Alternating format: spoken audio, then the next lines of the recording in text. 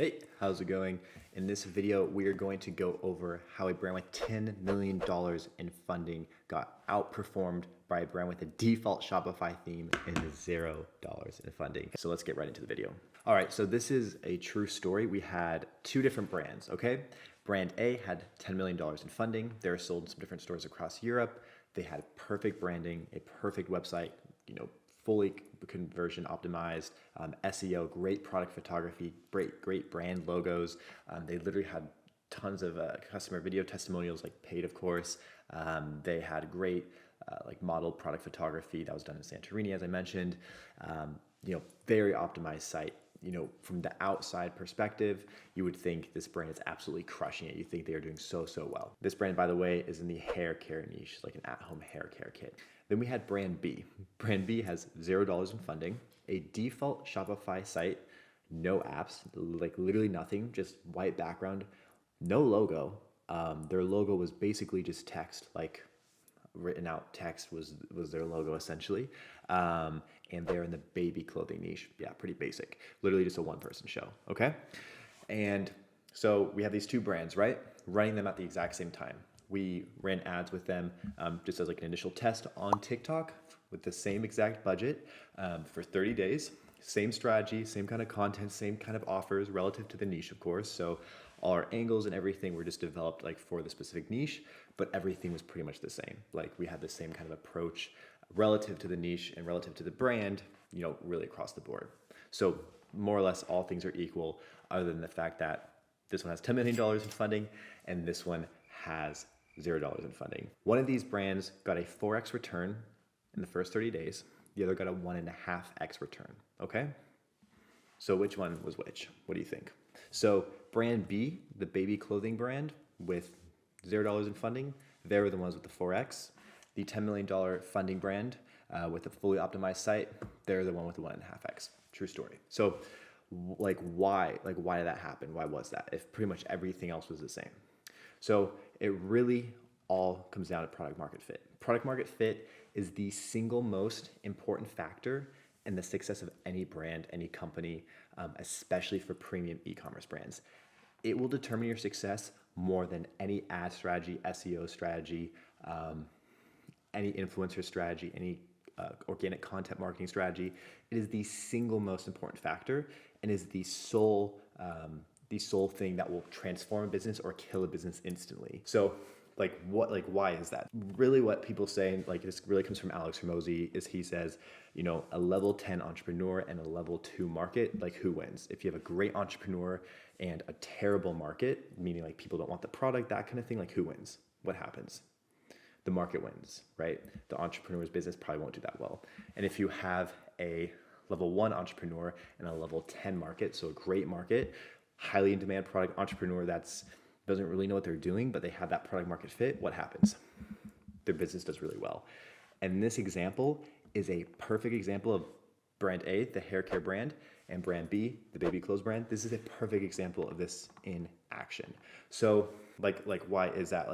What really goes into that? So all product market fit it's the relationship between your offer to the market. It's really offer market fit, your offer, and then the market demand. So there's really three variables. It's number one, you could try changing your offer. Number two, you could try changing your market. Or number three, you got to change both, or the relationship with both. If you're selling iPhones to people who love Android, that's obviously not going to go well. But if you sell iPhones to people who love iPhones, of course it will go well, right? So of course, it's just a relationship between those two. That's all it is. So with brand A and brand B, all it comes down to is that the hair care niche was much more saturated, significantly more than the baby clothes niche. And the second thing is that we saw way less engagement, way less likes, way less comments on all the different videos we were posting. No matter how big of a creator we used, we just saw that there was very, very little engagement. We could just tell that the market was not that interested in the product. They just didn't really need the solution that they were offering. It just wasn't all that interesting. Just market demand was low. On the baby clothes brand, however, brand B with $0 in funding, massive market demand, tons of comments, tons of likes. People were loving it. All the video was literally just showing the different pieces, nothing creative, no call to action, no hook, nothing, simple. The only determiner in this case, the only difference is that they're serving different markets And of course they have different offers, right?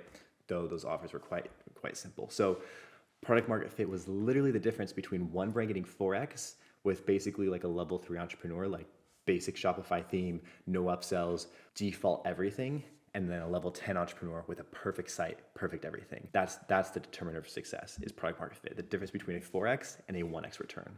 So I've talked to literally over 400 e-commerce brands, literally over 400, just in the past like 2 or so years. And what I hear a lot of times is people say, hey, we've been stuck at a 1.5, under 1 ROAS for a while now. We've worked with 6 agencies, CRO agencies, SEO agencies, organic content marketing agencies, ad agencies, business dev agencies, like everything under the sun, and nothing's worked.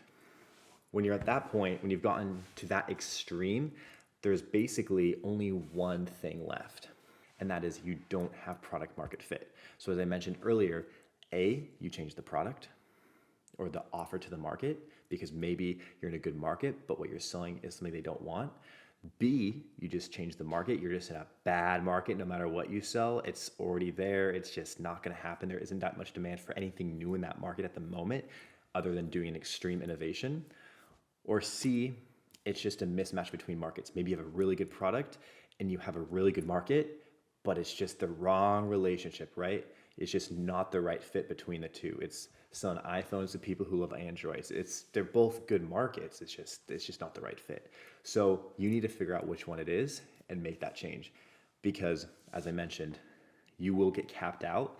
Like I talked to a brand literally 2 weeks ago in a healthy like breakfast food space. He was telling me how he's been capped out at a ROAS. All his buddies in the same space are in the same place. Like they're all capped out. And he's like, why? Like, why am I capped out? I'm like, it's product market fit, man. You've tried all these agencies, you've tried everything under the sun. That's the only thing left. It's just your offer isn't that good, or the market you're serving isn't that good, or maybe both. And that's all it is. It's just product market fit. Most brands are capped at a ROAS or not doing that well because of product market fit.